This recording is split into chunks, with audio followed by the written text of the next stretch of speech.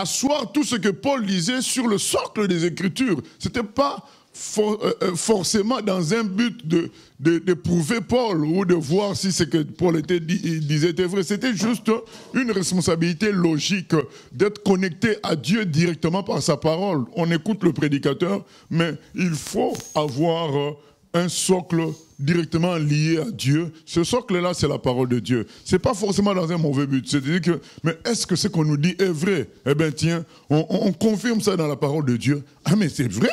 Et on est plus content même que quand on a écouté le prédicateur, parce que ce qu'il a dit, ben, c'est Dieu lui-même qui le dit dans sa parole. Merci Seigneur. Et maintenant, si on se rend compte, tiens, en lisant les Écritures, c'est pas ça, on fait aussi attention, on prend des distances par rapport à ce qui a été dit. Mais c'est important, c'est une grande responsabilité de lire les Écritures, parce que ça nous permet non seulement de dévoiler ce qui n'est pas bon, mais ça nous permet aussi de relier tout au socle éternel qui est Dieu lui-même. Et c'est ça qui est important. Du moment que tout est relié à Dieu, eh bien, tu es sûr de ce que tu as lu, tu es sûr de ce que tu as écouté, et ça transforme ta vie radicalement.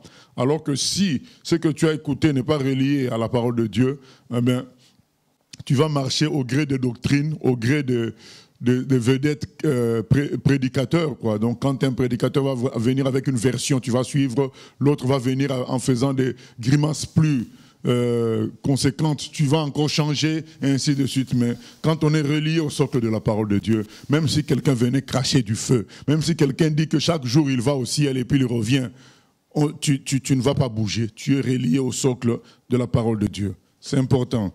Donc nous continuons notre lecture dans le livre de Juges. Donc on a fini l'histoire de Jérubal, hein, qui a été le surnom de Gédéon. Et l'histoire est un peu triste puisqu'à la fin on dit que, au verset 35, Juges 8, 35, « Et ils n'eurent point d'attachement pour la maison de Jérubal, de Gédéon, après tout le bien qu'il avait fait en Israël. » Donc les gens, quand Gédéon est mort, ils ont vite oublié l'élan d'esprit, l'élan spirituel, l'élan de vérité, l'élan d'attachement à Dieu que Gédéon avait ramené. Ils ont vite oublié ça. Mais il faut dire aussi que Gédéon, à la fin, il a fait des erreurs. Enfin, à la fin, il a fait une erreur, c'était de construire un éphod, une sorte d'objet pour célébrer la grande victoire qu'il a eue face aux Madianites. Et cet objet est devenu comme un instrument, un objet, c'est devenu comme un symbole d'adoration. Et c'était pas bon. Et deuxièmement, Gédéon a eu 70 fils de plusieurs femmes. Et ça aussi, on l'a dit, même si c'était toléré, mais c'était pas la volonté de Dieu qu'un homme comme ça ait beaucoup de femmes comme ça. Et une chose est importante à retirer de tout ça, c'est que même si on fait des exploits, il y a une deuxième partie. La deuxième partie, c'est permettre que ces exploits-là vivent et contribuent au changement à long terme des gens. Nos exploits peuvent impressionner pendant 1 an, 6 mois, mais si après, notre comportement ne leur permet pas de vivre longtemps, ça va vite être éclipsé par nos échecs futurs. Et donc on voit avec l'histoire de Gédéon, donc vite fait, il a été oublié, les gens ont recommencé leurs bêtises. Nous prenons le chapitre 9, l'histoire d'Abimélec, donc un mauvais fils à Gédéon. Juges, chapitre 9. Abimélec, fils de Jérubal, se rendit à Sichem vers les frères de sa mère, et voici comment il leur parla, ainsi qu'à toute la famille de la maison du père de sa mère. Dites, je vous prie, aux oreilles de tous les habitants de Sichem, vaut-il mieux pour vous que 70 hommes, tous fils de Jérubal, dominent sur vous, ou qu'un seul homme domine sur vous? Et souvenez-vous que je suis votre os et votre chair. Les frères de sa mère répétèrent pour lui toutes ces paroles aux oreilles de tous les habitants de Sichem, et leur cœur inclina en faveur d'Abimélec, car ils se disaient, c'est notre frère. Ils lui donnèrent 70 cycles d'argent qu'ils enlevèrent de la maison de Baal-Bérith. Abimélec s'en servit pour acheter des misérables et des turbulents qui allèrent après lui. Il vint dans la maison de son père à Ophra, et il tua ses frères, fils de Jérubal, 70 hommes sur une même pierre. Il n'échappa que Jotham, le plus jeune fils de Jérubal, car il s'était caché. Tous les habitants de Sichem et toute la maison de Milo se rassemblèrent. Ils vinrent et proclamèrent roi Abimélec près du chêne planté dans Sichem. Jotham en fut informé. Il alla se placer sur le sommet de la montagne de Garizim, et voici ce qu'il leur cria à haute voix. « Écoutez-moi, habitants de Sichem, et que Dieu vous écoute. » Les arbres partirent pour aller oindre un roi et le mettre à leur tête. Ils dirent à l'olivier, « Règne sur nous. » Mais l'olivier leur répondit, « Renoncerai-je à mon huile qui m'assure les hommages de Dieu et des hommes pour aller planer sur les arbres ?» Et les arbres dirent au figuier, « Viens, toi, règne sur nous. » Mais le figuier leur répondit, « Renoncerai-je à ma douceur et à mon excellent fruit pour aller planer sur les arbres ?» Et les arbres dirent à la vigne, « Viens, toi, règne sur nous. » Mais la vigne leur répondit, « Renoncerai-je à mon vin qui réjouit Dieu et les hommes pour aller planer sur les arbres ?» Alors tous les arbres dirent au buisson d'épines, « Viens, toi, règne sur nous. » Et le buisson d'épines répondit aux arbres, « Si c'est de bonne foi que vous voulez moindre pour votre roi, venez, réfugiez-vous sous mon ombrage, sinon un feu sortira du buisson d'épines et dévorera les cèdres du Liban. Maintenant, est-ce de bonne foi et avec intégrité que vous avez agi en proclamant roi Abimélec? Avez-vous eu de la bienveillance pour Jérubal et sa maison? L'avez-vous traité selon les services qu'il a rendus? Car mon père a combattu pour vous, il a exposé sa vie, et il vous a délivré de la main de Madian. Et vous, vous vous êtes levé contre la maison de mon père, vous avez tué ses fils, 70 hommes sur une même pierre, et vous avez proclamé roi sur les habitants de Sichem, Abimélec, fils de sa servante, parce qu'il est votre frère. Si c'est de bonne foi et avec intégrité qu'en ce jour vous avez agi envers Jérubal et sa maison, eh bien, qu'Abimélec fasse votre joie, et que vous fassiez aussi la sienne. Sinon qu'un feu sorte d'Abimélec et dévore les habitants de Sichem et la maison de Milo, et qu'un feu sorte des habitants de Sichem et de la maison de Milo et dévore Abimélec. » Jotham se retira et prit la fuite. Il s'en alla à Béer, où il demeura loin d'Abimélec son frère. Voilà la première partie de cette histoire, c'est que Gédéon, dans son entreprise avec les femmes, il a fini par avoir un fils avec une concubine. Donc, s'il n'est pas compté parmi les 70, c'est qu'on ne le considérait même pas parce que c'était le fils d'une concubine. Ce n'était même pas le fils d'une, en quelque sorte, entre guillemets, femme officielle de Jérubal, de Gédéon. C'était parce qu'on ne le compte pas parmi les 70. Parce qu'on a lu au chapitre 8 qu'il avait 70 fils.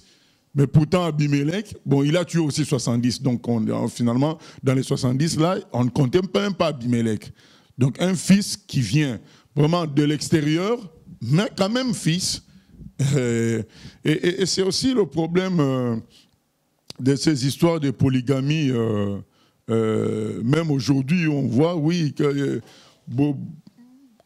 dans ces affaires-là, où des enfants ont un père et plusieurs mères, ça finit toujours dans la lutte entre enfants. Et souvent, les enfants, dans des cas comme ça, ils sont beaucoup plus attachés à leur maman qu'à leur papa, puisque le papa, c'est à tout le monde, mais la maman, c'est à nous tout seuls. Voilà, donc, en général, dans des cas comme ça, les enfants s'attachent à la maman, puisque c'est la maman à eux seuls. Alors que le papa, c'est à d'autres enfants qui sont à gauche, à droite. Donc, c'est ça qui se passe. Hein. Et c'est ce que Abimélec, qui va maintenant voir les gens de son village à lui, de sa région, à lui dire, mais vous voulez laisser 70 personnes, puisque Gédéon a laissé 70 personnes, vous voulez laisser 70 personnes régner sur vous ou bien une seule personne? Vous, mais que ce soit une seule personne, 70 personnes, c'est trop de dépenses, c'est trop de charges. Donc, et souvenez-vous que moi, je suis de votre famille. Donc, par la maman, je suis votre chair et votre os. Et c'est comme ça qu'il séduit les habitants de Sichem qui le soutiennent dans son projet, finalement dans son entreprise, de tuer ses frères. Donc il va tuer tous ses frères. Donc on voit quand même, bon, on n'a pas dit que dans les familles monogames, il n'y a pas de problème, mais c'est une réalité qu'on vit, c'est que là où il y a la polygamie, il va y avoir division par les mamans, et ça finit toujours dans des guerres de ce genre-là. Ça finit souvent plutôt dans des guerres de ce genre-là. C'est rare que le père réussisse à réunir les enfants. Du moment déjà que lui, il ne passe pas beaucoup de temps avec eux, chacun va s'identifier plutôt à la famille de sa mère. Donc ce sont des réalités. Donc vaut mieux éviter ça, vivre un homme, une femme dans la simplicité. Et le monsieur là, Abimelech, qu'est-ce qu'il fait? Il tue tous ses frères avec l'aide des gens de Sichem, de la famille de sa mère, sauf un, le plus jeune, Jotam, qui arrive à s'échapper, et il leur donne une parabole pour leur dire, vous avez pris comme un roi un buisson d'épines. Donc vous avez préféré un buisson d'épines comme roi. Eh bien, sachez que les buissons d'épines sont appelés à être brûlés, hein, parce que les buissons d'épines ne sont pas rentables.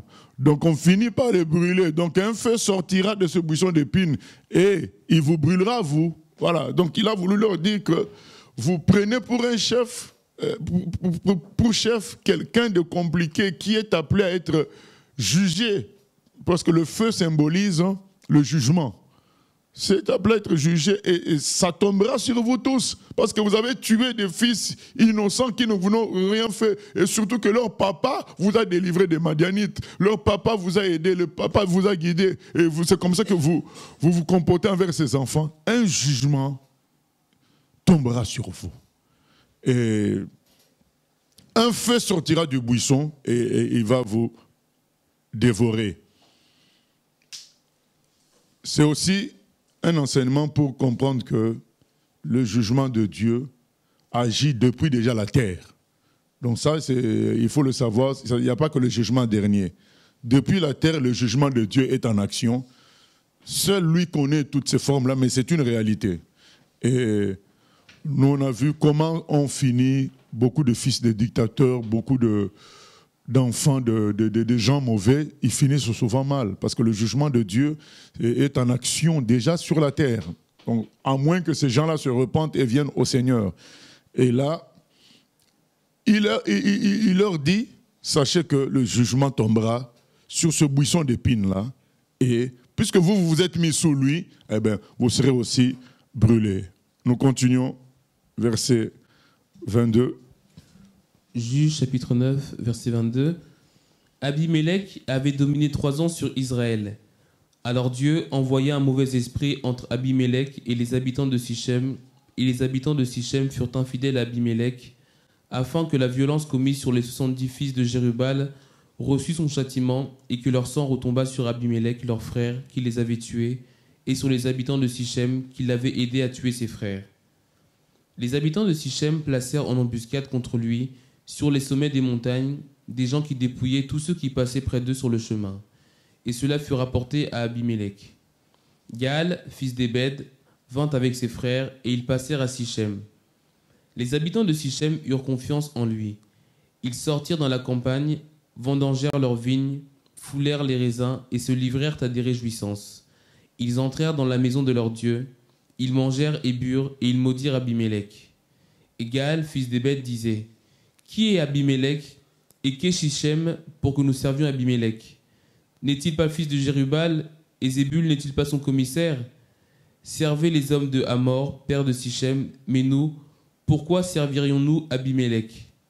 Oh, si j'étais le maître de ce peuple, je renverserais Abimelech.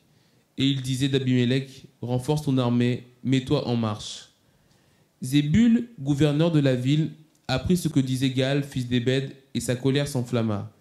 Il envoya secrètement des messagers à Abimelech pour lui dire: Voici, Gaal, fils d'Ébed, et ses frères sont venus à Sichem, et ils soulèvèrent la ville contre toi. Maintenant, pars de nuit, toi et le peuple qui est avec toi, et mets-toi en embuscade dans la campagne. Le matin, au lever du soleil, tu fondras avec impétuosité sur la ville. Et lorsque Gaal et le peuple qui est avec lui sortiront contre toi, tu lui feras ce que tes forces permettront. » Abimélec et tout le peuple qui était avec lui partirent de nuit, et ils se mirent en embuscade près de Sichem, divisés en 4 corps. Gaal, fils d'Ébed, sortit, et il se tint à l'entrée de la porte de la ville. Abimélec et tout le peuple qui était avec lui se levèrent alors de l'embuscade. Gaal aperçut le peuple, et il dit à Zébul, « Voici un peuple qui descend du sommet des montagnes. » Zébul lui répondit, « C'est l'ombre des montagnes que tu prends pour des hommes. » Gaal, reprenant la parole, dit, « C'est bien un peuple qui descend des hauteurs du pays, et une troupe arrive par le chemin du chêne des devins. » Zébul lui répondit, « Où donc est ta bouche, toi qui disais, « Qui est Abimélec pour que nous le servions » N'est-ce point là le peuple que tu méprisais? Marche maintenant, livre-lui bataille. » Gaal s'avança à la tête des habitants de Sichem et livra bataille à Abimélec. Poursuivi par Abimélec, il prit la fuite devant lui, et beaucoup d'hommes tombèrent morts jusqu'à l'entrée de la porte. Abimélec s'arrêta à Arouma, et Zébul chassa Gaal et ses frères qui ne purent rester à Sichem. Le lendemain, le peuple sortit dans la campagne. Abimélec, qui en fut informé, prit sa troupe, la partagea en 3 corps et se mit en embuscade dans la campagne. Ayant vu que le peuple sortait de la ville, il se leva contre eux et les battit. Abimélec et les corps qui étaient avec lui se portèrent en avant et se placèrent à l'entrée de la porte de la ville. 2 de ces corps se jetèrent sur tous ceux qui étaient dans la campagne et les battirent. Abimélec attaqua la ville pendant toute la journée. Il s'en empara et tua le peuple qui s'y trouvait. Puis il rasa la ville et y sema du sel. À cette nouvelle, tous les habitants de la tour de Sichem se rendirent dans la forteresse de la maison du dieu Bérite. On avertit Abimélec que tous les habitants de la tour de Sichem s'y étaient rassemblés. Alors Abimélec monta sur la montagne de Tsalmon, lui et tout le peuple qui était avec lui. Il prit en main une hache, coupa une branche d'arbre, l'enleva et la mit sur son épaule. Ensuite, il dit au peuple qui était avec lui, « Vous avez vu ce que j'ai fait? Hâtez-vous de faire comme moi. » Ils coupèrent chacun une branche et suivirent Abimélec. Ils placèrent les branches contre la forteresse et l'incendièrent avec ceux qui y étaient. Ainsi périrent tous les gens de la tour de Sichem, au nombre d'environ 1000, hommes et femmes. Abimélec marcha contre Thébès. Il assiégea Thébès et s'en empara. Il y avait au milieu de la ville une forte tour où se réfugièrent tous les habitants de la ville, hommes et femmes. Ils fermèrent sur eux et montèrent sur le toit de la tour. Abimélec parvint jusqu'à la tour, il attaqua et s'approcha de la porte pour y mettre le feu. Alors une femme lança sur la tête d'Abimélec un morceau de meule de moulin et lui brisa le crâne. Aussitôt, il appela le jeune homme qui portait ses armes et lui dit, « Tire ton épée et donne-moi la mort, de peur qu'on ne dise de moi, c'est une femme qui l'a tué. » Le jeune homme le perça et il mourut. Quand les hommes d'Israël virent qu'Abimélec était mort, ils s'en allèrent chacun chez soi. Ainsi Dieu fit retomber sur Abimélec le mal qu'il avait fait à son père en tuant ses 70 frères, et Dieu fit retomber sur la tête des gens de Sichem tout le mal qu'ils avaient fait. Ainsi s'accomplit sur eux la malédiction de Jotam, fils de Jérubal. Voilà, une fois de plus, on se rend compte que les forces spirituelles sont plus efficaces que les forces physiques, parce que Jotam a maudit son frère, et a dit qu'il sera jugé, il sera frappé. Après lui, il s'en est allé, il n'a pas pris d'armes, il n'a pas fait d'armée pour aller combattre son frère. Il s'est basé juste des réalités spirituelles. Ce que tu as fait là, ben le châtiment tombera sur toi. Ils ont fait une erreur en te prenant et eux-mêmes aussi seront frappés, juste dans le spirituel. Bien aimé, ça nous apprend beaucoup de choses. Donc, à combattre en esprit. Dans 2 Corinthiens 10, 3 à 6, on peut lire ça, 2 Corinthiens 10, 3 à 6, Paul en parle. Il dit, les armes que nous avons sont puissantes. Donc, 2 Corinthiens 10, 3 à 6. Qu'on s'habitue à ça, bien aimé. On est le peuple de Dieu. Si ces gens-là qui n'avaient pas l'esprit comme nous pouvaient avoir le discernement pour combattre spirituellement, à combien plus forte raison que nous? Ne nous laissons pas avoir, parce que le combat est en esprit. On va te faire fâcher pour diminuer ta puissance. On va te faire critiquer quelqu'un pour diminuer ta puissance. Et toi, tu ne comprends pas. Quelqu'un qu'on a placé pour t'énerver. Parce que dans ta famille, il y a quelqu'un qui veut t'attaquer spirituellement. Il y a dans ton milieu de travail quelqu'un qui veut t'attaquer spirituellement. La première chose qu'ils vont faire, ils vont essayer de t'énerver, de te mettre en colère.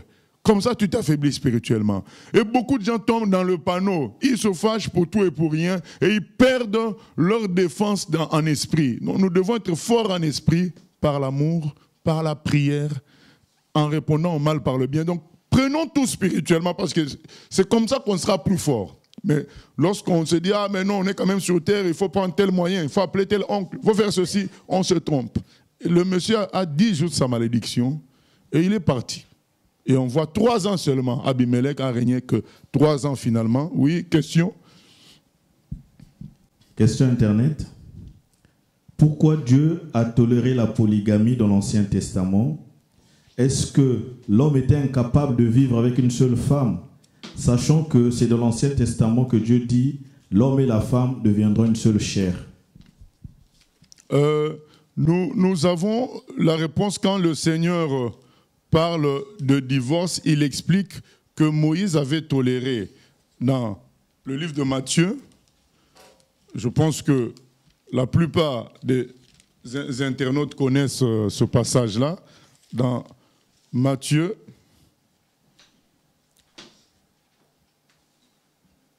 verset 5. Non, Matthieu chapitre 5, pardon.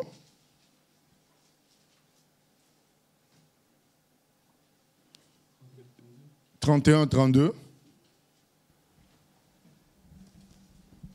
Matthieu, chapitre 5, versets 31 à 32. Il a été dit que celui qui répudie sa femme lui donne une lettre de divorce. Mais moi, je vous dis que celui qui répudie sa femme, sauf pour cause d'infidélité, l'expose à devenir adultère, et que celui qui épouse une femme répudiée comme un adultère. Alors, oui, toute l'explication est dans Matthieu 19 plutôt. Et je peux lire, hein, Matthieu 19, je prends à ta suite, verset 7. Pourquoi donc lui dire-t-il, Moïse a-t-il prescrit de donner à la femme une lettre de divorce et de la répudier? Il leur répondit, c'est à cause de la dureté de votre cœur que Moïse vous a permis de répudier vos femmes. Au commencement, il n'en était pas ainsi. Voilà, donc au commencement, ce n'était pas le cas dans Genèse, c'était la monogamie. Mais le péché, quand il est entré, le Seigneur savait que le cœur de l'homme était dur et qu'il n'était pas capable d'accomplir sa loi. Et il a comme toléré ça, tout en sans négliger les autres commandements qui appelaient quand même à l'amour de son prochain, qui appelaient quand même à ne pas taper, à ne pas faire violence. Voilà, tous les autres commandements qui pouvaient quand même, malgré la polygamie, permettre que les femmes soient plus ou moins à l'aise. Il y avait les autres commandements. Mais sur ce plan-là, ça a été toléré jusqu'à ce que le Saint-Esprit vienne. Et le Saint-Esprit, en venant, il nous donne la capacité, effectivement, de vivre un homme avec une femme. Voilà, c'est ça. Le cœur était dur. C'est pourquoi Moïse tolérait tout ça. Donc nous continuons. Voilà. Donc finalement, le monsieur, verset 22, il nous est dit qu'il n'a fait que 3 ans. Abimelech avait dominé 3 ans sur Israël. Seulement 3 ans. Alors que les autres juges, ils en ont fait 40, 22, des choses comme ça. Mais lui, il n'a fait que 3 ans. Et nous revenons encore dans le spirituel. Qu'est-ce qui est dit? Alors Dieu envoya un mauvais esprit entre Abimelech et les habitants de Sichem. Quand on lit ces choses, on se dit, mais je peux tout régler par la prière. Pourquoi on s'embête? Finalement, Dieu ne se constitue pas une armée. Il envoie juste un mauvais esprit, une division entre Abimelech et le peuple d'Abimelech, le peuple de sa maman. C'est tout. C'est ça qui règle les choses. Et on se rend compte que Dieu est capable même d'utiliser les mauvais esprits. Donc ils sont à ses ordres. Donc pourquoi nous, on va vraiment s'inquiéter? C'est un appel vraiment à être spirituel, à tout régler dans la prière, à tout régler à travers la parole, dans une vision spirituelle des choses, à chercher les explications spirituelles aux choses au lieu de rester dans le matériel, dans le toucher. Parce que le toucher, ça ne sert à rien. Le monsieur avait une bonne armée, les gens de Sichem, ils étaient aussi nombreux, mais le Seigneur a pu par un mauvais esprit, les diviser et finalement frapper l'un et l'autre par eux-mêmes, sans qu'ils prennent une armée de l'extérieur, entre eux seulement. C'est un appel à apprendre à combattre spirituellement, à travailler spirituellement. C'est ça qui règle tout. Mais quand on veut manipuler les gens, donner ceci à tel pour le convaincre, faire de telles gentillesses à tel, on se trompe. Si Dieu n'est pas avec toi, ça m'aide vraiment à comprendre Romains 8, 31. Si Dieu est pour nous, qui sera contre nous? Parce que quand Dieu est pour toi, il peut même utiliser ces gens-là contre eux-mêmes. On a vu Gédéon qui arrive dans le camp des Madianites. C'est un soldat madianite qui dit, ah mais le songe que tu as fait, il dit à son ami, qui lui a raconté le songe qu'il avait fait, il dit, mais ça montre que l'Éternel a donné la victoire à Gédéon. Donc on se rend compte que tout est spirituel. Tout est d'abord spirituel, pardon. Ensuite, il y a des répercussions physiques. Mais tout est d'abord spirituel. Tout se règle là-bas. C'est pourquoi le Seigneur a dit quoi? Ce que vous aurez lié sur la terre sera lié au ciel. Mais en réalité, selon d'autres lecteurs de grec, ils disent qu'en réalité, c'est ce que vous aurez lié sur la terre aura été lié déjà au ciel. Donc certains disent que c'est plutôt ça. C'est que c'est lié d'abord au ciel et ça s'applique sur la terre. Maintenant, vice-versa, pas de problème. On accepte tout parce que on a aussi l'autorité. Apocalypse 12, 11 nous dit aussi que nous avons vaincu à cause de la parole de notre témoignage. Donc quand on témoigne, dans le ciel, il y a guerre là-bas et les anges triomphent. Dans tous les cas, la victoire est obtenue d'abord dans le ciel. Et après, ça peut descendre sur la terre. La victoire, le combat peut commencer sur la terre, mais la victoire s'obtient dans le ciel, dans le monde spirituel. Quand on comprend ces choses-là, on reste quelqu'un de calme, quelqu'un qui sait lutter dans la prière, tranquillement, qui n'entre pas dans les débats, dans les polémiques, dans les guerres, dans les conflits humains, dans la manipulation des gens, dans l'utilisation de l'argent. Tu sais qu'en esprit, si tu as la victoire, ça va s'accomplir dans le monde physique. Intéressons-nous au combat spirituel plutôt qu'au combat physique. Le combat spirituel est beaucoup plus efficace. Un mauvais esprit s'est mêlé de l'affaire. Finalement, un enfant 100% de Sichem, donc Gal, un fils de Sichem, puisque vous voyez la difficulté maintenant, Abimelech, sa maman était de Sichem, mais son père c'était Gédéon, qui n'était pas de Sichem, c'était un Hébreu d'une autre tribu de Benjamin. Donc finalement, les gens 100% de Sichem ils disent, mais non, attends, nous n'allons pas nous faire diriger par un fils de Gédéon qui n'est pas de notre tribu. Donc on doit l'enlever. Donc ils ont commencé à l'embêter, à mettre de l'insécurité dans le pays.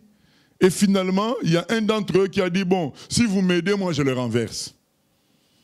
Et il y a eu guerre. Abimelech les a vaincus dans plusieurs batailles. Et puis dans presque la dernière bataille, finalement, une femme lui envoie un morceau de meule de moulin. Et son crâne est écrasé. Et il demande qu'on le tue. Parce que c'est honteux qu'une femme, finalement, soit vainqueur de toi. Il préfère qu'on le tue. Et on voit que la malédiction de Jotham s'est accomplie. Abimelech et le peuple de Sichem ont été brûlés par le feu qui est passé par le buisson. Voilà, donc c'est ça la réalité spirituelle des choses. Jotham, dans tout ça, on n'entend plus parler de lui. Lui, il a prononcé la malédiction spirituelle, il est parti. Et on n'entend pas que Jotham soit parti chercher des guerriers pour aller se battre contre Abimelech. Pas du tout. Ça nous rappelle quoi? Romains 12. Romains 12. Ne vous vengez pas vous-même. Donc on va lire le Romains 12 quelque part après le verset 12. Peut-être vers le verset 19, je crois. Ne vous vengez pas vous-même. Romains chapitre 12, verset 19.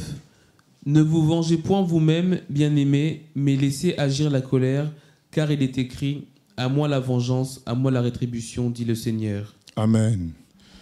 Donc Jotham n'a pas cherché à se venger lui-même. Il a prononcé la parole de Dieu. Et il attendait maintenant de voir que ça s'accomplisse. C'est tout. Bien, mais nous n'avons pas à nous venger nous-mêmes. Si quelqu'un t'a critiqué, toi aussi tu vas voir les gens auprès de qui on t'a critiqué pour critiquer l'autre. Non. Laisse. Ce qu'un homme aura semé, il le moissonnera. Ce sont des lois spirituelles qui s'accomplissent tout le temps. Donc quand quelqu'un a semé ça, tu dis voilà, on attend la suite. Comment Dieu va les prendre à leur propre ruse. Jésus a dit, quand on pleurait sur lui, par les femmes, à Jérusalem, il a dit, mais pleurez pour vous-même et pour vos enfants. Parce que si on fait ceci au bois vert, qu'est-ce qu'on fera au bois sec? Il dit, mais moi je suis bon, je suis parfait. J'aime et j'ai aimé toutes ces personnes. J'ai fait des miracles, j'ai guéri. J'ai pris l'argent de personnes. Mais voilà ce qu'on me fait. Bon, qu'est-ce qu'on fera alors aux gens qui ne sont pas bons comme moi, parfaits comme moi, c'est-à-dire vos fils? Ce sont des lois spirituelles. Toi-même, tu sais ce que tu as fait de bien aux gens qui te critiquent. Mais ils se sont mis en complot contre toi. Mais chacun d'eux, toi tu sais combien tu as été bénéfique à chacun d'eux. Combien tu leur as fait du bien. Mais ne t'inquiète pas de leur coalition. Leur coalition ne va pas faire long feu. Ça va prendre une certaine durée parce que pendant un temps, ils vont être en colère contre toi en faisant la coalition. Mais après, entre eux, ils vont se déchirer. Parce que si, à toi qui as fait du bien, on fait ça, qu'est-ce qu'ils feront entre eux, les mauvais? Donc, on n'a pas à vouloir se venger, à vouloir faire des explications, entrer dans une bagarre humaine, non. Laissons agir. C'était qui est écrit, non? Et comme c'est écrit, Romains 12, 19, laissez agir la colère, voilà. Laissez agir la colère. Laissez, au fait, vas-y. Romains 12, 19. Ne vous vengez point vous-même, bien-aimés, mais laissez agir la colère, car il est écrit « À moi la vengeance, à moi la rétribution, dit le Seigneur. » Donc laissez agir les choses. Ne cherchez pas à contrecarrer, à vous venger. Laissez agir le processus des choses. Le processus des choses est tel que si toi, le bon, on t'a fait du mal, par un complot, les gens du complot se feront à eux tous, entre eux, du mal. Parce qu'ils sont mauvais. S'ils peuvent faire du mal à un bon, ils feront, à combien plus forte raison, ils feront du mal entre les mauvais. Donc laisse agir la colère, laisse agir le processus des choses. Toi, suis ta route. C'est tout. C'est tout. On apprend ça déjà, rien qu'en lisant l'Ancien Testament, on apprend déjà cela. Avant que tout cela soit théorisé dans le Nouveau Testament, les faits de l'Ancien Testament nous apprennent déjà cela. Que Dieu soit béni. Nous continuons chapitre 10. Juge chapitre 10. Après Abimélec, Tola, fils de Poua, fils de Dodo, homme d'Issachar, se leva pour délivrer Israël. Il habitait à Shamir, dans la maison d'Éphraïm. Il fut juge en Israël pendant 23 ans. Puis il mourut et fut enterré à Shamir. Après lui se leva Jaïr, le Galadite, qui fut juge en Israël pendant 22 ans. Il avait 30 fils qui montaient sur 30 ânons et qui possédaient 30 villes, appelées encore aujourd'hui bourg de Jaïr, et situées dans le pays de Galad. Et Jaïr mourut et fut enterré à Camon. Les enfants d'Israël firent encore ce qui déplaît à l'Éternel. Ils servirent les Baals et les Astartés, les dieux de Syrie, les dieux de Sidon, les dieux de Moab, les dieux des fils d'Ammon, et les dieux des Philistins, et ils abandonnèrent l'Éternel et ne le servirent plus. La colère de l'Éternel s'enflamma contre Israël, et il les vendit entre les mains des Philistins et entre les mains des fils d'Ammon. Ils opprimèrent et écrasèrent les enfants d'Israël cette année-là, et pendant 18 ans, tous les enfants d'Israël qui étaient de l'autre côté du Jourdain, dans le pays des Amoréens en Galade. Les fils d'Ammon passèrent le Jourdain pour combattre aussi contre Juda, contre Benjamin, et contre la maison d'Éphraïm. Et Israël fut dans une grande détresse. Les enfants d'Israël crièrent à l'Éternel en disant, « Nous avons péché contre toi, car nous avons abandonné notre Dieu, et nous avons servi les Baals. » L'Éternel dit aux enfants d'Israël, « Ne vous ai-je pas délivré des Égyptiens, des Amoréens, des fils d'Ammon, des Philistins? Et lorsque les Sidoniens, Amalek et Mahon vous opprimèrent et que vous criâtes à moi, ne vous ai-je pas délivré de leurs mains? Mais vous, vous m'avez abandonné et vous avez servi d'autres dieux. C'est pourquoi je ne vous délivrerai plus. Allez, invoquez les dieux que vous avez choisis, qu'ils vous délivrent au temps de votre détresse. » Les enfants d'Israël dirent à l'Éternel, « Nous avons péché, traite-nous comme il te plaira. Seulement, daigne nous délivrer aujourd'hui. » Et ils ôtèrent les dieux étrangers du milieu d'eux et servirent l'Éternel, qui fut touché des maux d'Israël. Les fils d'Ammon se rassemblèrent et campèrent en Galade, et les enfants d'Israël se rassemblèrent et campèrent à Mitzpa. Le peuple, les chefs de Galade, se dirent l'un à l'autre, « Quel est l'homme qui commencera l'attaque contre les fils d'Ammon? Il sera chef de tous les habitants de Galade. » Voilà, on peut s'arrêter là. Une fois de plus, à la mort de Jaïr, un juge, les enfants d'Israël retournent encore dans l'idolâtrie, dans le péché, d'adorer les faux dieux. Et on va se dire, mais tout le temps, mais oui, mais tout le temps, la nature humaine est comme ça, la nature humaine veut toucher. Tout le temps. On dit tout le temps, mais nous, on vit ça aujourd'hui. Aujourd'hui, il y a des gens qui se disent chrétiens, mais tu essaies d'expliquer quelque chose au contraire de ce qu'il a entendu le dimanche à la prédication. Bible à l'appui, il te dit non, non, non, non, non, moi je suis ce que le papa a dit. Le papa là, c'est qui? C'est le pasteur. Quoi. Voilà. Déjà, il les appelle papa. Non, non, non, non, non, non, non, moi je sais ce que le papa a dit. Mais n'est-ce pas la même idolâtrie? Rien n'a changé. C'est la nature humaine. La nature humaine veut toucher, avoir un fétiche, une magie propre à soi. Il a son pasteur qui est son fétiche propre à soi. On ne veut pas du Dieu invisible. C'est la nature humaine. On le voit jusqu'aujourd'hui où la personne va s'accrocher dans la prière pour chercher un don spirituel. Donc quelque part, il veut un pouvoir. Il ne cherche pas Dieu, mais il cherche un don spirituel.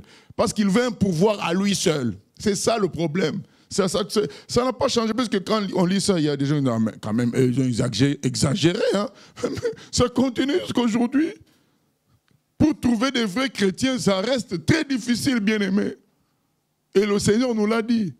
Peu de gens trouvent le chemin de la vérité. Parce que c'est un chemin étroit. Et beaucoup préfèrent le large chemin des artifices démoniaques, des artifices charnels. Ils préfèrent ça. Parce que c'est toujours la même idolâtrie qu'avant, où l'homme veut toucher, il veut son Dieu personnel, les téraphimes, des petits dieux que tu peux mettre dans ton sac, tu peux mettre dans ta maison. Voilà, ils veulent ça.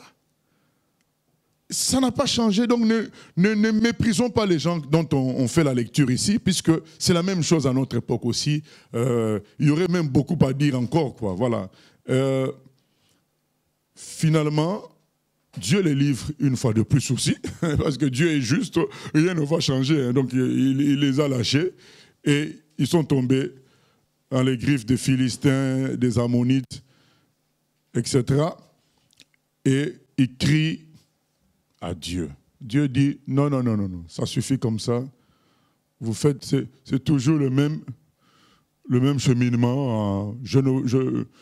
Cherchez votre délivrance ailleurs. Cherchez votre délivrance ailleurs. Maintenant, qu'est-ce qu'eux ils font? Ils persévèrent. Mais qui avait fait le contraire? Le vieux Élie, le sacrificateur. On lui dit, Dieu a décidé de ta mort et celle de tes enfants. Parce que tu as désobéi, tu les as laissés faire n'importe quoi. Et qu'est-ce qu'il donne comme réponse? Ah, il est Dieu, que sa volonté soit faite. Donc attends, on te dit que tes enfants vont mourir. C'est tout ce que toi tu trouves à dire. Ben, qu'il est Dieu, c'est que sa volonté soit faite. Il y a beaucoup de gens qui entrent dans cette sorte de découragement en disant, ah, qu'est-ce que je peux dire? C'est Dieu. Donc j'ai péché, il m'a condamné. Bon. Allez, whisky, vodka, drogue, voilà, c'est ça. Allez, il se dit, mais de toute façon, je suis condamné. Non, non, non, ça c'est la lâcheté. Il faut... Et le Seigneur dit dans Jérémie 29, 13, vous me chercherez et vous me trouverez si vous me cherchez de tout votre cœur. Dieu te répond comme ça, non, non, je ne veux pas de toi. Et toi, tu dis, ah ben, Dieu il a dit, il ne veut pas de moi. Je m'en vais alors. Non, non, c'est que tu ne voulais pas de Dieu vraiment. Si vraiment tu voulais de Dieu, tu vas insister. Tu vas insister. Nous, on voit les gens qui, dans les consulats français, dans les pays africains, mais ils viennent à 3h du matin, à minuit, pour chercher le visa, pour faire la queue. Donc ils viennent à 3h du matin. Quand il y a pénurie d'essence quelque part, il y a des gens qui font la queue pendant 4 heures du temps. À l'époque de l'Union soviétique, il y a des gens qui faisaient des queues de kilomètres pour acheter du pain. Parce qu'il n'y en avait pas. Donc quand quelqu'un veut quelque chose, ah ben il manifeste cela. Toi, tu viens par là, Dieu dit non, non, non, je ne veux pas t'écouter. Tu dis, ah, il ne veut pas m'écouter, je retourne dans mon monde. Ah, ta position n'était pas claire. Et ils ont insisté. Qu'est-ce qu'ils ont fait quand Dieu dit, allez invoquer les dieux que vous avez choisis. Il est écrit au verset 15, les enfants d'Israël dirent à l'Éternel, nous avons péché. Traite-nous comme il te plaira. Mais s'il te plaît, délivre-nous aujourd'hui. Là, nous sommes dépassés, quoi. Voilà. Après, tu peux... Ça nous rappelle quel monsieur, David, quand on lui dit, Dieu lui dit, écoute, vous avez péché, tu as péché, tu as fait le dénombrement, choisis entre 3 choses. Une peste, une maladie donc grave, qui va toucher beaucoup de gens dans le pays, la famine, ou être vaincu par les ennemis. Ah, David a dit, je préfère la peste, je préfère la famine, mais je ne veux pas être entre les mains des hommes. Parce que les hommes sont plus cruels que la maladie. Ils sont plus cruels que la famine. Je préfère encore la famine ou la peste. Dieu avait envoyé la maladie. Voilà. C'est pour dire, ils sont dans ce cas-là, ils disent, Dieu, fais-nous tout ce que tu voudras.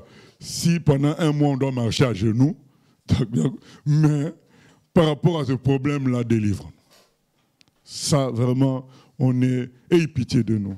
Et il est écrit au verset 16, et ils ôtèrent les dieux étrangers du milieu d'eux.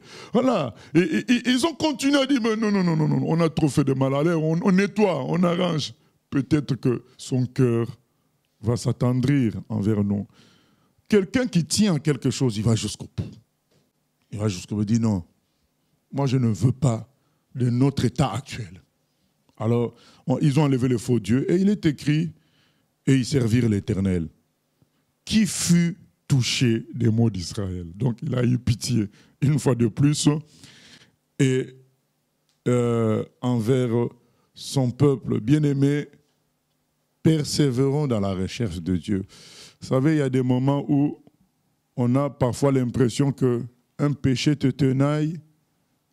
Ça part, ça revient, tu luttes, ça part, ça revient, et tu as envie d'abandonner, de te lâcher carrément, de dire, bon, si même il faut changer de pays pour commencer à vivre ton péché, donc tu es prêt à changer de pays, parce que tu as l'impression que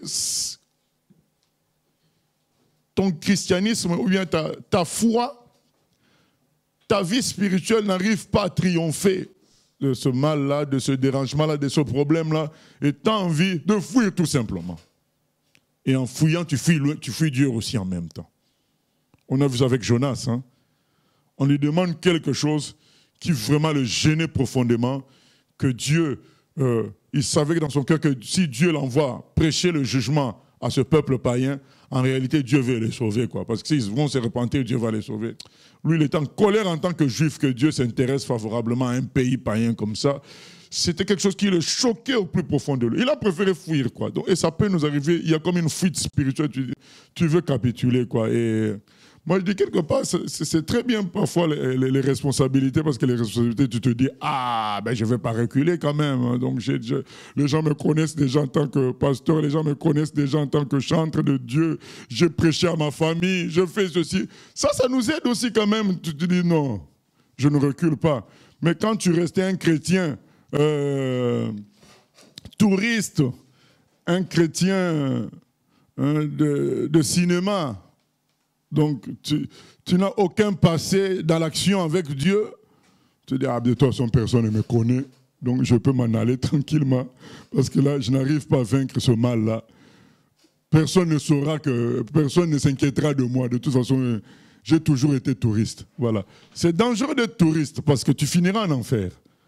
Faut prendre sa vie au sérieux, servir le Seigneur. Parfois, le service pour le Seigneur nous permet de rester aussi dans le Seigneur. Te dire, ah bon, donc j'ai déjà pris le vol, je reste. Mais quand tu n'as rien fait, tu te dis, mais de toute façon, qui me connaît comme un vrai chrétien? Donc on me voit seulement à l'église. Ils ne s'étonneront pas d'apprendre que je suis entré en concubinage quelque part. Allez, tu retournes. C'est ça, le tourisme, ça finit toujours mal. Ils ont dit non, pas question. C'est important, bien aimé, d'aller jusqu'au bout.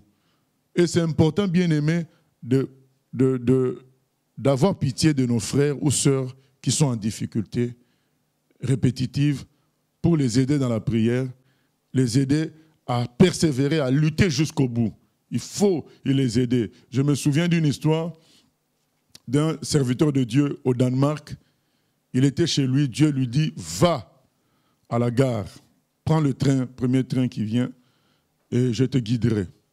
Il arrive à la gare, il trouve un monsieur ivre qui animait à la gare, qui racontait des choses, les gens rigolaient, et puis il finit par évangéliser ce monsieur-là, ils entrent dans le même wagon. Il parle à ce monsieur, il lui dit à ce monsieur, tu peux venir à Dieu. Dieu t'aime, certainement il m'a envoyé ici pour toi. Et le monsieur lui dit, je ne pense pas que Dieu peut m'aimer même encore. Et le monsieur lui dit qu'il était un chrétien autrefois, un vrai chrétien. Mais il est tombé dans le péché, il a déçu l'Église. Et un jour qu'il voulait revenir à Dieu, la première prédication sur laquelle il tombe en venant à l'église, c'est le Hébreux 10 et Hébreux 6 là qui dit que ceux qui ont péché, qui ont expérimenté les choses de Dieu, ne peuvent plus être sauvés une deuxième fois. Prédication mal faite, bien sûr. Donc, d'où bien aimer l'importance quand même d'être formé. Même pas forcément dans une école théologique, mais par des anciens. Être formé, parce qu'il y a des passages, si tu n'es pas formé, tu vas lire ça mal. Et donc, lui, il a compris, c'est fini pour moi. Parce que tu veux revenir à Dieu le premier jour où tu viens même là, c'est ça que tu tombes sur ça, tu te dis, c'est ce que Dieu me dit. Donc, je ne peux plus revenir. Donc, il a fait demi-tour. Il est devenu un soulard, il a quitté le pays, il errait d'endroit en endroit. Et ce jour-là, il avait décidé de bien s'enivrer et après d'aller se mettre sur les rails au passage du train pour se laisser tuer. Et c'est là que Dieu envoie son serviteur. Et donc quand il raconte l'histoire, mais lui il dit, mais Dieu m'a donc envoyé pour toi. Il lui explique aussi comment Dieu l'a envoyé. Et il lui explique maintenant le passage biblique comme il faut. Il dit non. Le fait, et ça je l'ai souvent dit dans les études bibliques, le fait que quelqu'un a encore la capacité de se repentir, ça veut dire que l'esprit est encore en action pour son salut. Si quelqu'un vous dit, j'ai envie de revenir vers Dieu, je regrette mon péché, qui êtes-vous pour dire que Dieu ne peut plus le sauver? Il y a des passages qui sont difficiles. Mais contentons-nous de ce qui est clair. Ce qui est caché est pour Dieu, ce qui est clair est pour nous. Donc quelqu'un qui dit, moi, je suis dans le péché et je veux m'en sortir. Maintenant, toi, du haut de la chair, tu prêches, c'est trop tard. Mais attends, on t'a appelé pour sauver ou pour dire aux gens que c'est trop tard? Du coup, le serviteur lui explique le passage clairement. Il lui dit non.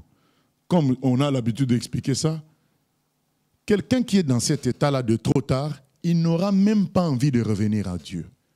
Il va même considérer que son péché est bon. Ces gens-là, ils sont perdus comme ça. Ce n'est pas qu'ils vont avoir envie de Dieu et que Dieu va leur dire « je ne veux pas », c'est faux. ils n'auront même plus envie. C'est-à-dire qu'ils considèrent maintenant le péché comme étant quelque chose de bon. Ils sont dans la malédiction d'Ésaïe 5:20. Ils appellent le mal bien et le bien mal. Mais sinon, qui ira au ciel? Parce que nous tous, en tant que chrétiens, il nous est arrivé de pécher aussi. 1 Jean 1:9 nous dit qu'il est fidèle et juste pour nous pardonner. Son sang nous lave de toute iniquité.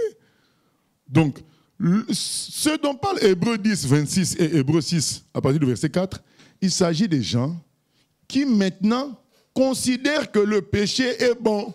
Et tu lui dis que tu es dans le péché, c'est pas bon. Il va te dire non, c'est vous qui comprenez mal. Et d'ailleurs, vos trucs là, c'est pas bon, c'est pas vrai. Moi, je fais ma religion, c'est vrai. Ah, là, c'est différent. Là, c'est des gens perdus, vraiment. Puisqu'ils ne considèrent même pas qu'il est dans le péché. Ils considèrent qu'il fait ce qui est bon. Donc, ça, il s'agit de ça. Puisque quand on était païen, parce qu'on dit ceux qui ont retombé, qui ont retrouvé la vie de païen, ce n'est pas dans le sens qu'ils pêchent seulement, c'est dans le sens que la conception, ils l'ont retrouvée aussi. Parce que quand on était païen, on considérait que ce qu'on faisait était bon. Maintenant, ces gens-là ont retrouvé cette conception aussi. Et c'est de ceux-là qu'il est dit qu'ils ne peuvent pas être sauvés à nouveau. Mais le monsieur, lui, il regrette son péché. Il regrette, il veut revenir vers Dieu. Il tombe sur cette prédication-là. Maintenant, on ne peut pas condamner totalement le prédicateur puisqu'on n'était pas là.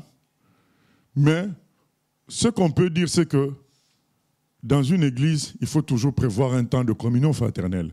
Parce que dans des problèmes comme ça, après, dans le temps de communion fraternelle,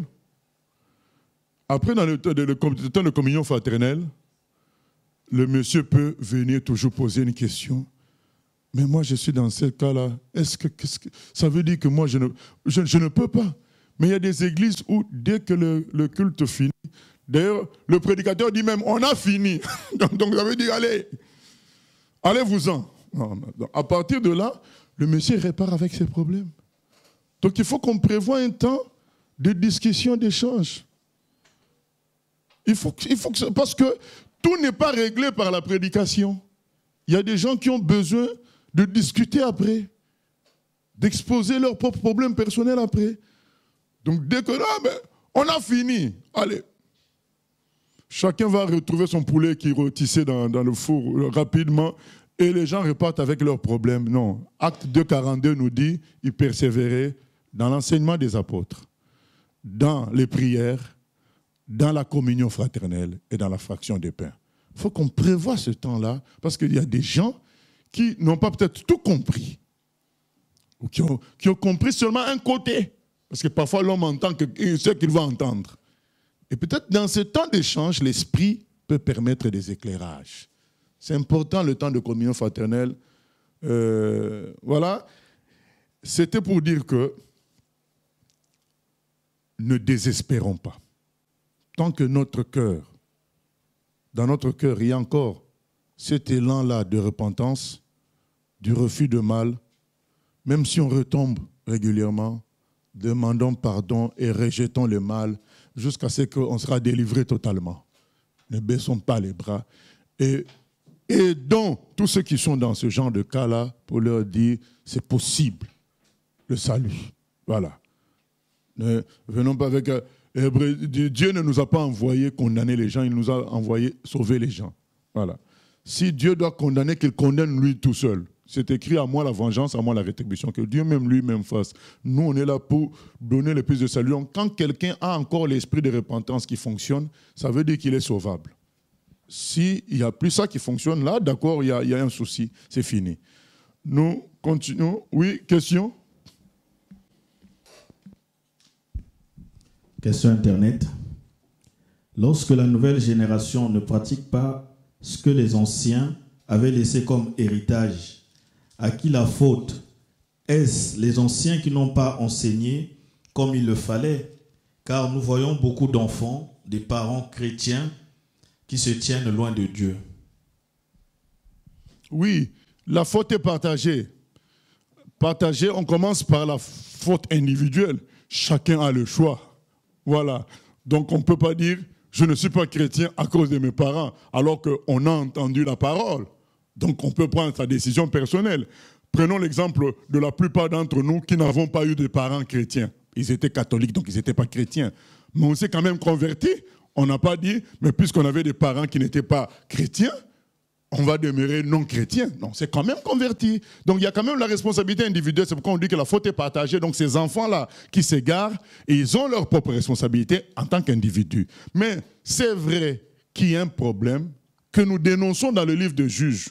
La transmission des Écritures telles que Moïse avait ordonné dans Deutéronome 6, on l'avait dit en introduction dans le livre de Juges, que ça n'a pas été installé systématiquement, la transmission de l'Écriture, d'une manière sérieuse.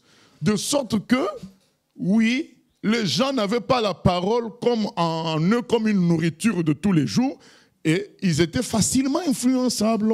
Ils n'avaient pas non plus la parole qui contient des souvenirs du passé. Vous savez, la parole nous rappelle les exploits du passé. On trouve ça dans toutes les nations. Toutes les nations ont leurs légendes, leurs histoires, qui racontent les exploits de leurs présidents du passé, leurs rois du passé. C'est pour dire aux générations, nous sommes un peuple fort, nous avons eu un tel roi, nous avons eu ceci. Voilà, donc maintenant, nous, le peuple chrétien, le peuple de Dieu, nous devons aussi nous nourrir des histoires du passé. C'est ce qui a fait lever Gédéon. Il a dit, mais autrefois, Seigneur, avec nos pères, tu as fait des exploits, mais où sont-ils? Voilà, la parole contient tout ça. Et quand on néglige la transmission sérieuse et systématique et son application, parce que nos enfants ne sont pas des poupées ou bien des robots, ils nous observent. Quand ils voient que tu parles beaucoup, mais tu ne fais rien, ça n'a aucun effet sur eux, la parole. Mais quand ils voient que toi-même, tu payes le prix de cette parole-là, ça les transforme, ça les touche. Donc nous avons la responsabilité de transmettre et de mettre en pratique la parole. Deux choses. Et quand ce n'est pas fait, effectivement, beaucoup d'enfants considèrent que tout ce qu'on faisait là, c'était du maquillage. Tout ce qu'on faisait là, c'était de la religion. Et ils se tournent vers autre chose. Mais quand ils vivent dans une maison où ils réalisent que le papa lui-même, il parle de Dieu et il compte sur lui concrètement qu'un jour, par exemple, vous n'avez rien et le papa vous dit, on va prier pour que Dieu pourvoie. Et quelque temps après, Dieu pourvoit, vous vivez tout ça. Vous vivez le fait que votre père pouvait faire quelque chose de malhonnête, mais il ne le fait pas au nom du Seigneur. Et finalement, Dieu bénit, mais ces enfants expérimentent la réalité de Dieu. Et deuxièmement, ils reçoivent cette parole, Proverbe 22:6. Instruis l'enfant selon la voie qu'il doit suivre. Quand il sera vieux, il ne s'en détournera point. Quand c'est transmis comme ça, sérieusement, pratiqué, l'enfant, quand il grandit, tout ce qu'il avait reçu revient à la surface. Mais quand c'est du décor, et bien aimé, ça nous montre aussi la qualité des paroles que les enfants ont entendues. Quelle qualité de paroles ils ont entendues? Ou dans nos églises, il y avait tout le temps des guerres, des dons spirituels, de trucs légers. Ce n'était pas aussi non plus du costaud pour faire des enfants, des vrais enfants de Dieu. Revenons à la vraie parole, vous allez voir que ça sera difficile de trouver un enfant de chrétien qui ne soit pas chrétien. Quand on revient à la vraie parole, les gens sont transformés réellement. C'est parce que dans toutes ces années-là, nous avons été dans les églises où c'était beaucoup plus un système qui fonctionnait, ce n'était pas la vraie parole. Revenons à la vraie parole et nous verrons le Seigneur agir réellement. Et donc la responsabilité est partagée. Nous voulons plus tomber dans cette responsabilité. Dans ces erreurs-là, nous allons continuer les études bibliques d'une manière systématique, transmettre la parole d'une manière systématique. Quelqu'un qui veut travailler pour le Seigneur au milieu de nous, il devra connaître la parole. Parce qu'on veut appliquer 2 Timothée 2:2 qu'on va lire avant de passer. 2 Timothée 2:2. C'est important. Tu ne donnes pas la responsabilité à quelqu'un tant que son sérieux dans la parole, il ne prend pas la parole au sérieux. 2 Timothée 2:2. 2 Timothée, chapitre 2, verset 2. Et ce que tu as entendu de moi en présence de beaucoup de témoins, confie-le à des hommes fidèles qui soient capables de l'enseigner aussi à d'autres. Voilà. Prêche aux gens qui peuvent prêcher à d'autres. Mais les gens qui viennent écouter comme une curiosité, juste, ils reçoivent seulement le minimum. Mais les gens qui ont envie de donner aussi à d'autres, ont envie que la parole de Dieu se répande, ben il faut. C'est à telles personnes qu'il faut enseigner. Enseigner à des gens qui vont enseigner à d'autres. C'est important. Donc, prendre au sérieux la transmission de la parole. Quand on prend ça au sérieux, transmission et la mise en pratique, l'œuvre de Dieu continue toujours dans la gloire. D'ailleurs, c'est ce qui s'est passé avec les apôtres. Le Seigneur a dit, enseignez-leur à observer tout ce que je vous ai prescrit. Et la gloire a continué avec leur... Ça continue comme ça. C'est la transmission sérieuse. Oui, question. Donc la transmission sérieuse de la parole avec mise en pratique, c'est ça qui nous garantit de vivre des générations meilleures même que nous. Oui. Dans la logique de transmission, pasteur, pourquoi le Seigneur dit « Priez le maître de la moisson afin qu'il envoie des ouvriers ». Est-ce que ça sous-entend que ceux qui sont chargés de transmettre l'enseignement, leur part est insuffisante? Est-ce que par la transmission seule, on peut faire des disciples? Pourquoi le Seigneur dit « Priez le maître de la moisson qu'il envoie les véritables ouvriers ». Oui, parce que dans toute cette production d'ouvriers, il y a l'action majeure de Dieu qui est dedans. Et ça, c'est à travers la prière. Quand nous, on parle de transmission, on a rajouté aussi la mise en pratique. Et dans la mise en pratique, forcément, il y aura la prière. Parce que les choses de Dieu ne s'obtiennent que par la prière. Donc, quand tu veux, par exemple, tu peux voler, mais tu ne voles pas, alors qu'il n'y a pas à manger à la maison, qu'est-ce que tu vas faire? Tu prends la parole, l'Éternel est mon berger, je ne manquerai de rien. Ça te donne un axe pour la prière. Seigneur, je prie, conformément à ce qui est écrit dans Psaume 23, je sais que tu vas nous donner la nourriture ce soir. Les enfants ont faim. Donc, quand on parle de la transmission de la parole, la prière est tout le temps là. C'est pourquoi même l'apôtre Paul dit, priez sans cesse. Donc, un chrétien, la prière pour lui doit être comme une respiration. Il règle tout, il prend la parole qui lui donne la direction et il parle à Dieu pour que Dieu agisse. C'est tout le temps comme ça. Donc je pense que ça doit être combiné et c'est comme ça que les ouvriers viendront. Une autre question, pasteur. Quel conseil tu donnerais à une personne qui a élevé ses enfants loin du Seigneur et qui à un moment donné connaît le Seigneur? Comment elle peut rattraper, sachant que les enfants sont arrivés à un âge où, n'ayant pas eu une bonne éducation, ils se rebellent, ils sont durs. Et il y a beaucoup de parents aujourd'hui qui culpabilisent et qui ne savent pas comment faire pour rattraper, redresser la courbe. Ça nous ramène toujours au monsieur qui s'est découragé, ou à Élie, le vieux, donc le sacrificateur. Face à un obstacle comme ça, tu préfères garder tes enfants, tu es déjà vieux, tu préfères les garder en amitié au lieu de lutter jusqu'au bout. Vous savez, il est écrit dans la parole, celui qui persévérera jusqu'à la fin sera sauvé. Donc, dans les choses de Dieu, je crois qu'on a parlé de ça dans la guerre spirituelle qui est longue.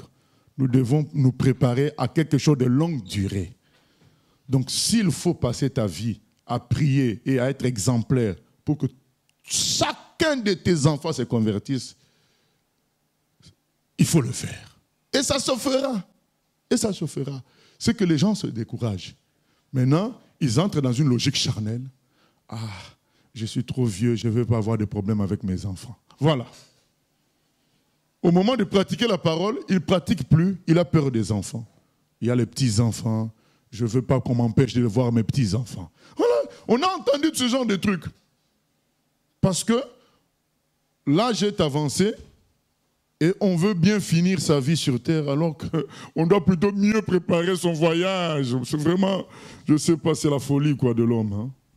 Au lieu d'être sérieux et d'en payer le prix pour que tes enfants, que tu as mal éduqués autrefois, mal élevés par rapport à la parole autrefois, que tu te rattrapes maintenant, c'est là que tu t'enfonces pour dire « Ah, mais bon, je ne veux pas avoir de problème, on va me priver de mes petits-enfants. » Et tu vas participer à des choses, on va te dire par ton fils ou par ta fille, est-ce que tu peux accompagner l'enfant dans un endroit que toi tu réprouves spirituellement, tu vas accompagner parce que tu ne veux pas avoir de problème, tu ne veux pas qu'on te prive de tes petits-enfants.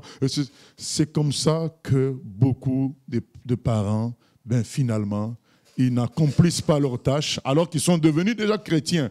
Bien-aimés avec Dieu, retenons quelque chose. Il n'est jamais trop tard et rien n'est impossible. Donc au moment où tu te réveilles à 65 ans, tu prends conscience que tu as mal fait les choses avant. À 75 ans, tu as mal fait les choses avant. commence à partir de ce moment-là. Vous savez, le serviteur dont je viens de raconter l'histoire là, il était un ivrogne. Et à l'exemple de son père qui était aussi un ivrogne. Mais un jour, surprise, son père se convertit. Au début, c'était chien et chat avec son père quand il s'est converti. Un jour, lui, il était chez lui. Il n'a pas pu respirer. Il est sorti à 3h du matin, à 4h du matin. Je crois 5h, 4h, 5h, chercher son voisin chrétien. Prie pour moi, je vais me convertir. Voilà. Donc, les prières de son papa. Le travail sérieux. Parce qu'il comprenait plus comment un ancien ivrogne peut devenir sérieux comme ça. Donc, il était dépassé.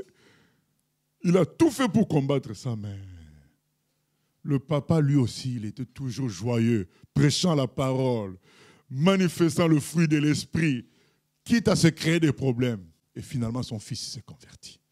Non, bien-aimé, il faut qu'on aille jusqu'au bout. Rien n'est impossible au Seigneur. Ne nous prenons pas des excuses. Je ne veux pas être privé de mes petits-enfants. Je ne veux pas de problème. Je suis âgé. Ça, c'est des comportements d'irresponsables. Les irresponsables, ce n'est pas bon. Soyons responsables de nos familles jusqu'à notre mort. Luttons. Avec quand David est arrivé à la fin de sa vie, son fils lui a fait un coup d'État. On lui a fait comprendre, David, le sort d'Israël est entre tes mains. Agis. Tu es vieux, mais agis selon la vérité. David a dit, d'accord, appelez-moi Salomon. Voilà, prenez Salomon, faites ceci, faites cela. Donc, mais normalement, tel qu'on connaît David, il ne voulait pas créer de problème encore avec un de ses fils. Mais on lui a dit, mais David, le sort d'Israël est entre tes mains. C'est Salomon que Dieu avait désigné. Aujourd'hui, l'autre fils, Adonijah, il a fait le coup d'État. Tu veux le laisser comme ça? Alors que le Seigneur avait désigné Salomon. Israël va finir où dans ce cas-là? David a pris ses responsabilités. Alors qu'il était sur le lit, fatigué, il fait appeler le prophète Nathan, il fait appeler certains dignitaires, il dit, vous prenez Salomon, vous lui donnez telle chose de ma royauté, j'ai oublié, vous l'amenez dans tel endroit, vous le proclamez roi. Voilà. Il a accepté qu'il y ait conflit avec l'autre fils Adonijah, mais que la vérité, même sur le lit de mort, que la vérité soit proclamée pour la suite. Voilà, c'est ça, on doit être responsable jusqu'au bout. Prier et montrer l'exemple, ne pas faire de compromis sous prétexte de ne pas perdre ses enfants, de ne pas perdre ses petits-enfants ou je ne sais pas. Restez dans la vérité, dans l'amour. Et je vous dis, le Seigneur agira, il est fidèle. Il agira. Nous continuons. L'histoire de Jephthé, chapitre 11. Juge, chapitre 11. Jephthé, le Galadite, était un vaillant héros. Il était fils d'une femme prostituée, et c'est Galaad qui avait engendré Jephthé. La femme de Galaad lui enfanta des fils, qui, devenus grands, chassèrent Jephthé et lui dirent, « Tu n'hériteras pas dans la maison de notre père, car tu es fils d'une autre femme. » Et Jephthé s'enfuit loin de ses frères, et il habitait dans le pays de Tob. Des gens de rien se rassemblèrent auprès de Jephthé, et ils faisaient avec lui des excursions. Quelque temps après, les fils d'Ammon firent la guerre à Israël. Et comme les fils d'Ammon faisaient la guerre à Israël, les anciens de Galad allèrent chercher Jephthé au pays de Tob. Ils dirent à Jephthé, « Viens, tu seras notre chef, et nous combattrons les fils d'Ammon. » Jephthé répondit aux anciens de Galad, « N'avez-vous pas eu de la haine pour moi, et ne m'avez-vous pas chassé de la maison de mon père? Pourquoi venez-vous à moi maintenant que vous êtes dans la détresse ?» Les anciens de Galad dirent à Jephthé, « Nous revenons à toi maintenant, afin que tu marches avec nous, que tu combattes les fils d'Ammon, et que tu sois notre chef, celui de tous les habitants de Galad. » Jephthé répondit aux anciens de Galad, « Si vous me ramenez pour combattre les fils d'Ammon, et que l'Éternel les livre devant moi, je serai votre chef. » Les anciens de Galad dirent à Jephthé, « Que l'Éternel nous entende, et qu'il juge, si nous ne faisons pas ce que tu dis. » Et Jephthé partit avec les anciens de Galad. Le peuple le mit à sa tête et l'établit comme chef, et Jephthé répéta devant l'Éternel, à Mitzpah, toutes les paroles qu'il avait prononcées.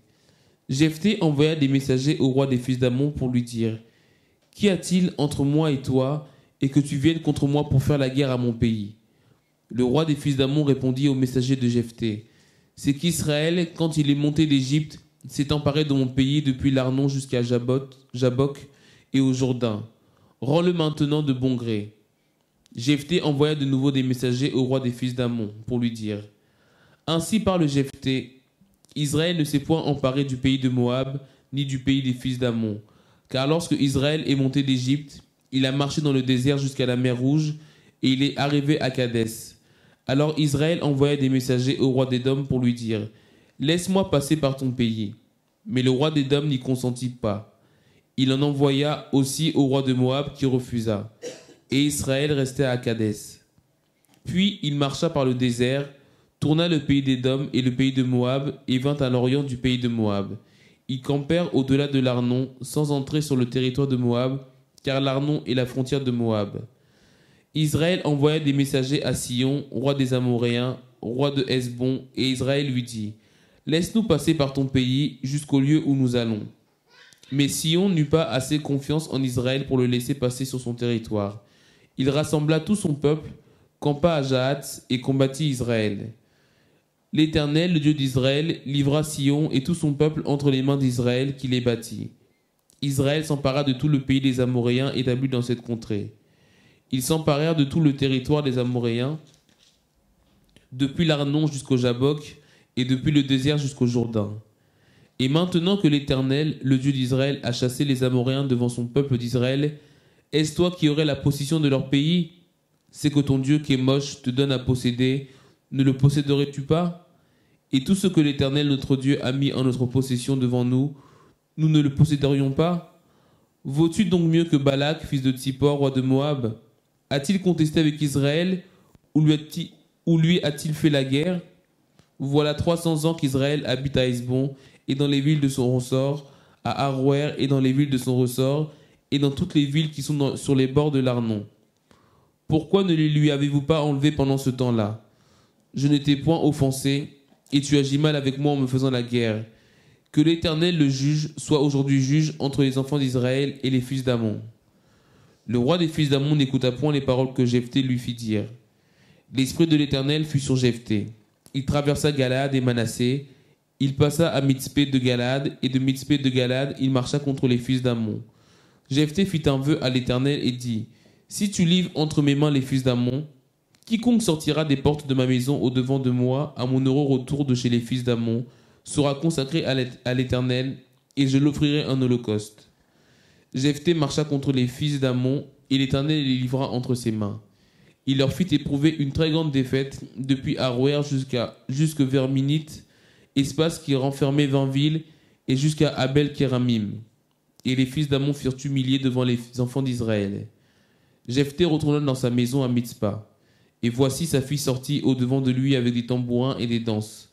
C'était son unique enfant. Il n'avait point de fils et point d'autre fille. Dès qu'il la vit, il déchira ses vêtements et dit: Ah, ma fille, tu me jettes dans l'abattement. Tu es au nombre de ceux qui me troublent. J'ai fait un vœu à l'Éternel, et je ne puis le révoquer. Elle lui dit: Mon père, si tu as fait un vœu à l'Éternel, traite-moi selon ce qui est sorti de ta bouche, maintenant que l'Éternel t'a vengé de tes ennemis, des fils d'Ammon. Et elle dit à son père: Que ceci me soit accordé.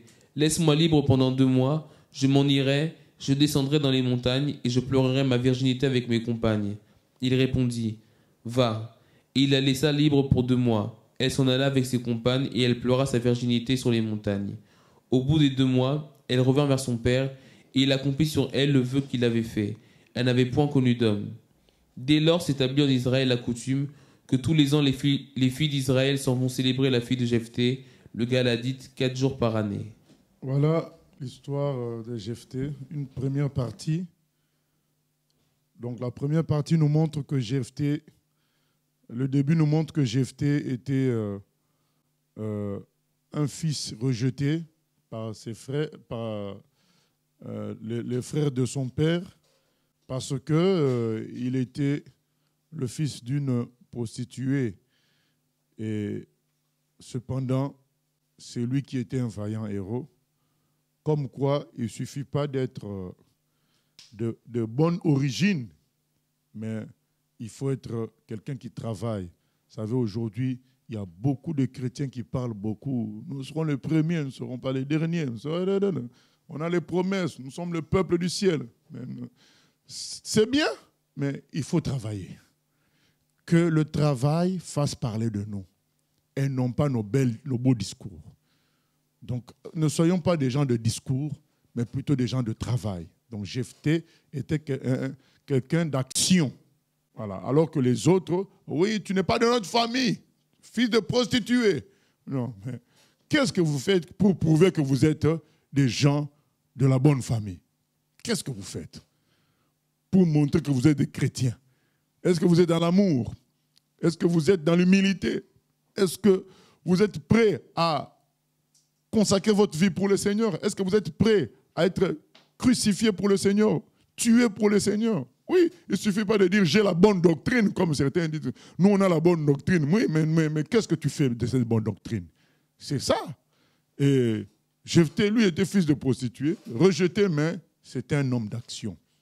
Et c'est ainsi que, finalement, les gens du discours ont fini par reconnaître que ils sont incapables de battre leurs ennemis. Il faut aller chercher Jephthé. Et donc, ils sont partis chercher Jephthé et qui a décidé de les délivrer, les fils d'Ammon. Il dit, mais on te met notre chef. Jephthé dit, donc si Dieu me donne la victoire, effectivement, je serai votre chef. Ça sera pour moi le signe que Dieu m'accorde d'être le chef. Et avant d'aller en combat, qu'est-ce qu'il fait? Comme on a dit précédemment, le spirituel est très important. Très important. Jephthé lie la chose à Dieu. Il lie à Dieu. Il dit aux gens qui veulent combattre, mais vous voulez quoi? Dieu nous a donné ce pays depuis. Vous nous accusez qu'on a pris ce qui est à vous, mais ça fait déjà 300 ans, ça fait déjà des années. Pourquoi vous n'avez pas demandé ça avant? Et il leur explique l'histoire qu'eux, ils ont voulu fausser. Lui, il explique cette histoire clairement. On a dit, c'est bien que les enfants connaissent la parole. Jephthé explique l'histoire maintenant. Non, vous voulez mentir. Voilà la vraie histoire de l'occupation de ces territoires-là. Et ça finit vraiment par le spirituel. Mais votre faux Dieu là, Kemosh, pourquoi il ne vous a pas donné suffisamment de territoire? Vous voulez prendre le territoire de l'Éternel? Donc c'est la guerre maintenant spirituelle d'abord. Et puis, bon d'accord, on va voir. Et il nous est dit au verset 29, l'Esprit de l'Éternel fut sur Jephthé. C'est important tout ça, bien-aimé. L'Esprit de l'Éternel fut sur Jephthé. Nous devons chercher le revêtement de l'Esprit avant d'agir pour le Seigneur. Ce n'est pas parce que tu as un talent ou parce que tu... Non, l'onction du Saint-Esprit, c'est ça le plus important. C'est ça qui te donne toute victoire. Et quand l'Esprit du Seigneur est descendu sur Jephthé, il est parti travailler. La connaissance simple ne suffit pas. Il faut l'onction du Saint-Esprit. Et c'est ce qui s'est passé. Jephthé a gagné la bataille. Mais un détail, évitons les bricolages humains. Malheureusement, ce n'est pas parce qu'on est rempli du Saint-Esprit que ça nous met à l'écart des bricolages. Nous restons gestionnaires à un certain niveau de nous-mêmes. Et peu de gens se contentent de laisser l'esprit faire, que l'esprit faire. Régulièrement, on fait des incursions dans notre propre volonté pour prendre des initiatives. Le monsieur, tu n'étais rien du tout, tu étais loin, rejeté. On vient dire, sois le chef de notre armée. Ça ne te suffit pas. Tu veux faire un excès de zèle.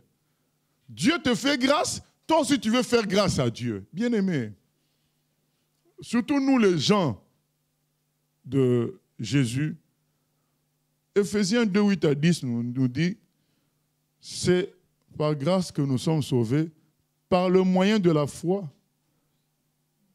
C'est le don, cela ne vient pas de nous, c'est le don de Dieu. Nous sommes l'ouvrage du Seigneur créé en Jésus-Christ pour pratiquer des œuvres qui ont été préparées d'avance. Ne cherchons pas à impressionner Dieu pour... Tu veux lui montrer que tu es l'homme qui prie le plus. Tu veux lui montrer que c'est toi qui es le plus consacré à lui. Non, ne cherchons pas à l'impressionner parce que c'est lui qui nous fait grâce de ce que nous pouvons produire, que ce soit la prière, que ce soit la fidélité. C'est sa grâce. Ne cherchons pas à l'impressionner. Jephthé a voulu impressionner Dieu en disant, je te donnerai tout ce qui sortira de ma maison si tu me donnes la victoire. Est-ce qu'il avait besoin de ça? Non, il n'avait pas besoin de ça. Dieu te donne la victoire. Accepte. Toi, si tu veux montrer que tu peux aussi lui donner quelque chose d'important. Non. Acceptons la position de grâce. Que tout nous soit donné gratuitement. Acceptons ça. Ce n'est pas facile parce que ça nous enlève tout orgueil, ça nous enlève tout mérite. Mais c'est ça que Dieu a décidé, de tout donner par grâce. Quiconque résiste à l'esprit de grâce finit par faire des bêtises de ce genre-là. Ah je te donnerai la première personne qui va sortir. C'était sa fille qui sortait. Voilà. Donc, il était obligé de la tuer, de la sacrifier à Dieu, en quelque sorte. Des questions ont été posées autrefois par rapport à cette affaire-là, en disant, mais comment Dieu a accepté un sacrifice humain, des choses comme ça. Dieu n'est pas dans cette affaire-là. C'est une affaire décidée par le monsieur lui tout seul. Nulle part on voit l'intervention de Dieu là. Lisez le texte. Nulle part vous voyez Dieu lui dire, ah mais parce que tu avais dit ça, fait ça. Non, il n'y a pas Dieu dans l'affaire. Le monsieur lui-même a décidé et lui-même a tué son fils. Il a fait sa fille. Il a fait ses affaires. Ce n'est pas Dieu. Il faut comprendre, bien-aimé, que on récoltera ce qu'on sème. C'est une loi spirituelle. Mais oui, Dieu n'avait qu'à arrêter, mais toi, tu n'avais qu'à pas semer. Tu te crées toi-même ton vœu. Après, vous voulez que Dieu intervienne pour dire, ah, mais moi, je ne veux pas de sacrifice humain. Non, non, Dieu veut nous dire, attention, acceptons les choses par grâce. Ne cherchons pas à l'impressionner en lui promotant monts et merveilles. Avec Dieu, tu viens seulement, tu agis. Évitons les promesses, ceci, les promesses, cela. Tu viens, tu agis. Quand tu fais une promesse, tu seras obligé d'honorer cette promesse-là. Et donc, évitons donc d'agir dans la chair. Acceptons la grâce de Dieu. Acceptons d'être spirituels, d'être zéro et que seul Dieu nous remplisse. Soyons vides et que seul Dieu nous remplisse. Et le monsieur, lui, il a voulu impressionner Dieu en lui faisant un très bon sacrifice de tout ce qui pourrait sortir de sa maison. Mais c'était sa fille. Et voilà, il a été obligé finalement de tuer sa fille. C'est quelque chose qui fait très mal. Ça fait très, très mal. Mais c'est pour nous apprendre d'arrêter il y a la question, d'arrêter le bricolage dans les choses de Dieu, vouloir impressionner Dieu, lui montrer que je suis qui, je suis quoi. Attention, certains même prennent des engagements. Vous allez voir, il va y avoir des paralytiques qui vont marcher. Il y a des aveugles qui vont voir, venez. Et ils vont dire aux gens, nous devons faire les choses par la foi. C'est écrit, on va y aller par la foi. Ah non, il faut le revêtement du Saint-Esprit. Pierre avait dit, je n'ai ni or ni argent. Mais ce que j'ai, donc le monsieur savait qu'il l'avait.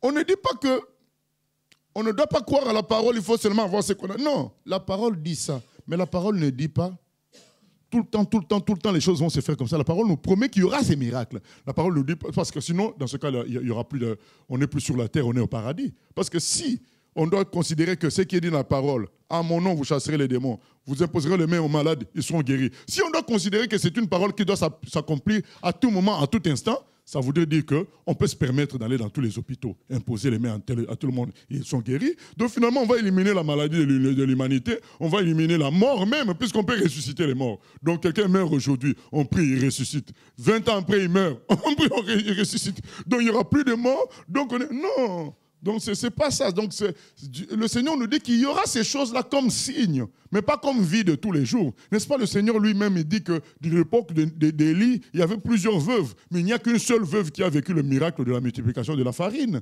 et de l'huile.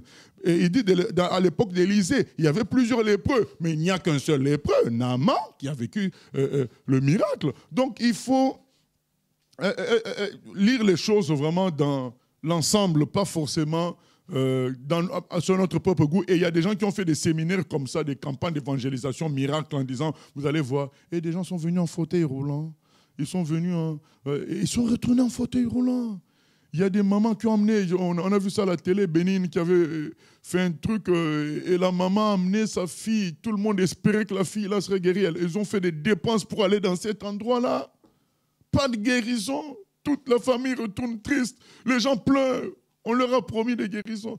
Et ces gens-là vous diront, mais non, mais c'est par la foi. Mais non, c'est par l'esprit aussi. C'est par la foi, mais c'est aussi par l'esprit. Ce n'est ni par la force, ni la puissance, mais c'est par mon esprit, dit l'Éternel. L'Éternel doit nous mettre la conviction aussi des choses. Donc ce n'est pas forcément vouloir prendre au mot les choses et puis le faire à notre sauce en disant, mais c'est écrit. Non. Oui? Oui, ça marche. Hein.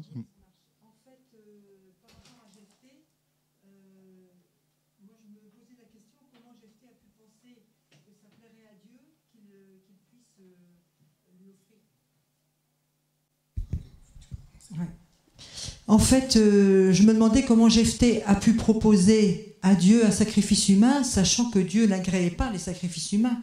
Parce qu'il a voulu plaire à Dieu, mais même en lui proposant quelque chose qui ne plaisait pas à Dieu. Il n'a pas proposé, il a décidé oui, que il a décidé, tout ce qui sortira, il n'a pas dit que c'était un humain qui sortira.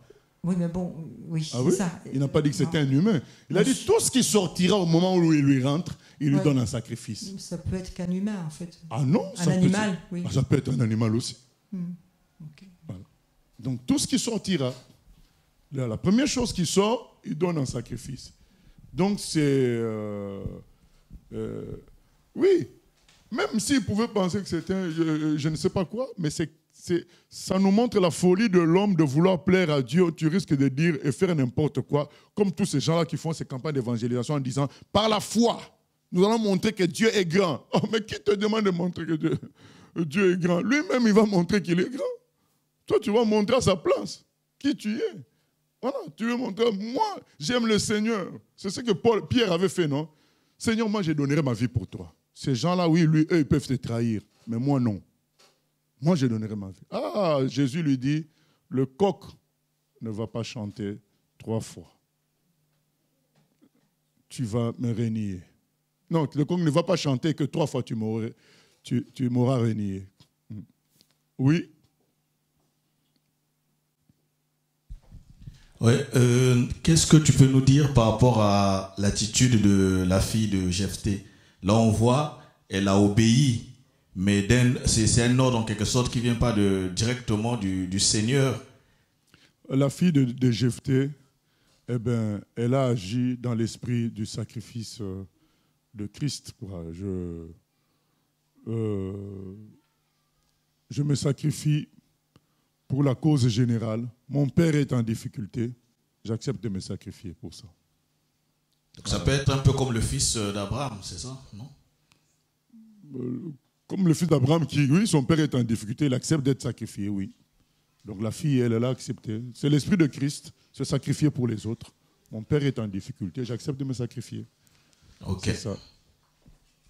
Sans forcément avoir un gain personnel. Voilà. Oui, oui.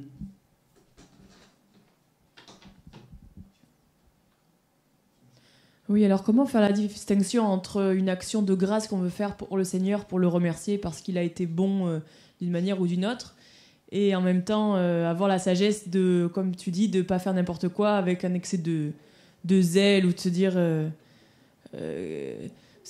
bon, là, je ne prends pas forcément l'exemple de ce personnage-là, le monsieur-là, mais en tout cas, tu disais de s'abstenir de faire quelque chose pour Dieu en retour, quoi.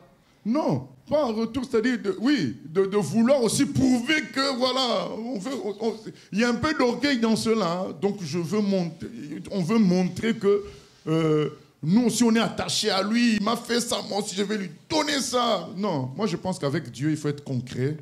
Il m'a fait ça. Donc, ce que tu as, tu donnes. Les promesses vagues comme ça, je vais lui faire ceci quand il me le fait.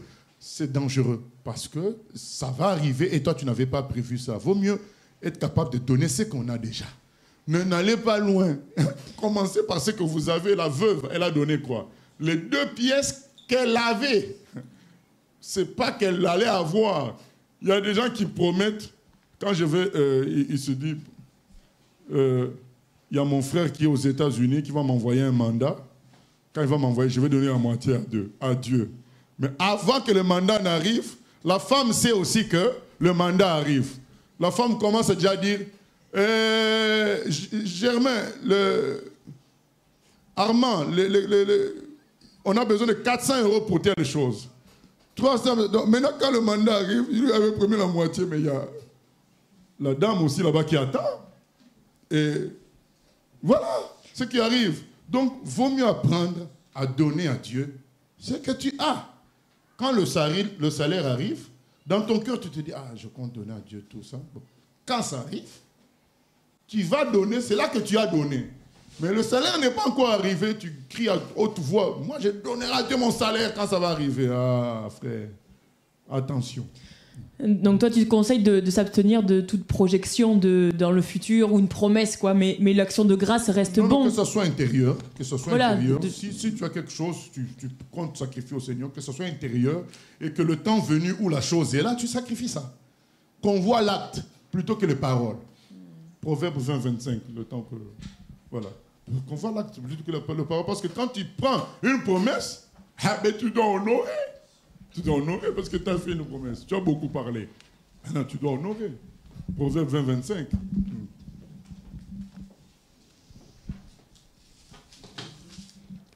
Proverbe chapitre 20, verset 25. C'est un piège pour l'homme que de prendre à la légère un engagement sacré et de ne réfléchir qu'après avoir fait un vœu. Voilà. C'est un piège. Tu prends un engagement sacré, mais tu prends un engagement... Comme on nous a fait, et que moi je demande pardon au Seigneur. On a participé à des campagnes d'évangélisation. Tu n'as pas d'argent, mais on te fait pledge. Donc en anglais, donc, on te fait engager. Donc il faut pledger. Donc tu dois pledger. Tu dois faire un papier comme quoi je donnerai 50. Ils sont forts, ces évangélistes-là. Donc même quand tu n'as pas, ils arrivent à te sortir quand même. Il faut faire le pledge. Donc tu t'engages. Et maintenant, quand tu ne donnes pas, tu te sens mal. Moi, je demande pardon parce que finalement, j'ai compris que j'avais fait une erreur, je n'ai pas donné non plus. Hein. Donc, mais je demande pardon au Seigneur. Mais c'est des trucs comme ça, tu as suivi une bonne prédication, frère, tout ça. Bon, on sait qu'il y en a qui n'en ont pas là, mais vous pouvez plaider, vous écrivez sur le papier. Toi, tu vois aussi, tu t'engages. Non, ça devient un engagement sacré. Donc, tu dois honorer maintenant. Quand tu rentres chez toi, tu te réveilles. Je vous ai déjà raconté ça, non? Il y a un frère dans l'église où j'étais avant, dans la région parisienne. Il a été délivré des démons. Et quand il sort de la délivrance, il est libéré, il est content. Il sort de la salle. Il revient avec les clés de la voiture. Il tourne au pasteur devant tout le monde. Ça saute là. Le lendemain, après le culte, on voit le frère venir avec les membres de sa famille. Il vient avec les membres de sa famille récupérer les clés. Donc, dans les vapeurs de la délivrance, donc, il donne les clés de la voiture. Et le lendemain, maintenant, on voit avec le frère venir avec les membres de la famille. Parce que quand il est reparti chez lui, les gens disent, mais toi, tu es fou, ta voiture, tu donnes. Mais comme lui n'est pas suffisamment mature pour résister à toute cette vague, donc il se fait accompagner le lendemain parce qu'il est resté dans l'église. Il n'y avait pas de problème avec lui. Je crois qu'il n'a pas pu tenir face à la pression. Donc on voit que le verset revient. C'est un piège de prendre un engagement. Tu n'as pas les reins solides pour tenir cet engagement-là. Tu prends l'engagement et tu arrives à la maison, les gens disent, mais tu es fou. Allez, va récupérer les clés. Sinon, demain, on t'accompagne à l'église. Et effectivement, le lendemain, ils étaient là. On voit seulement, après le culte, les gens se dirigeaient vers le pasteur. Non, bien aimé. Non, c'est ce que fait Jephthé, malheureusement. Pourtant, il vient de remporter une grande victoire. Ça nous montre que ce n'est pas parce qu'on est dans les fusions de l'esprit, on est dans les grandes victoires, qu'il n'y a pas d'erreurs qui peuvent se glisser. Il y a des erreurs qui peuvent se glisser. Malgré on est dans la gloire, il y a des erreurs qui peuvent se glisser quand même, malgré tout. Malgré cette atmosphère-là de puissance, les erreurs peuvent se glisser parce que nous sommes de nature pécheresse. Donc, il faut faire attention. Moi, la leçon que je tire de tout ça, il faut rester vigilant jusqu'au bout. Jusqu'au bout. Dans les détails. Respecter la parole. Ce n'est pas parce que tu as respecté une parole que tu négliges l'autre partie. Voilà, que le Seigneur nous aide à pratiquer tout ce qu'on reçoit au nom de Jésus. Seigneur, nous venons prier afin que tu nous aides, Seigneur, à ne pas prendre à la légère les promesses, les engagements, à ne pas faire des grands discours, des grands engagements, à plutôt passer directement dans les actes. Et si on a des élans qui viennent dans nos cœurs, que nous attendions d'avoir les choses pour pouvoir les sacrifier au lieu de faire d'abord la pub, Seigneur. Aide-nous, Seigneur, à être simples, à ne pas commettre l'erreur de Pierre aussi qui avait dit qu'il pouvait se sacrifier, mais il n'a pas pu, Seigneur. Nous voulons, Seigneur, rester simples et donner ce qu'on a d'abord avant de donner ce qu'on n'a pas encore. Oh Seigneur, nous venons prier aussi que tu nous aides à ne pas mépriser les gens qui ont des origines modestes, des origines difficiles, ceux qui ont été des enfants de prostituées, ceux qui n'ont pas du tout connu une scolarité quelconque, les analphabètes, toutes ces catégories de personnes qui semblent inutiles dans la société, comme l'était Jephthé, qu'on ne les néglige pas, parce que c'est toi qui fais la différence. Ce n'est pas nos origines, c'est toi, Seigneur, qui fais la différence. Et qu'au contraire, nous tous, qu'on dise comme Paul, je considère mon passé comme perte afin de saisir Christ. Que Christ soit ma vie, c'est lui qui va faire la différence et non pas mon passé, et non pas mes études, non pas ma formation. Aide-nous, Seigneur, ainsi nous pourrons être des gens d'action et non pas des gens de discours. Car tous ces autres-là étaient dans l'action en disant nous sommes de bonnes familles, nous avons eu des mamans officielles. Toi, tu es fils de prostituée, mais ils n'ont rien fait. Mais Jephthé a été un homme d'action, il a libéré son peuple.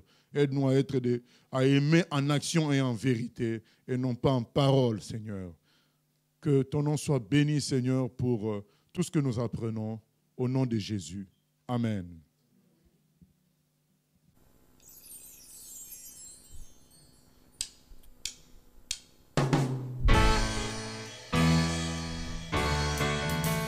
J'ai choisi Jésus pour guider ma vie.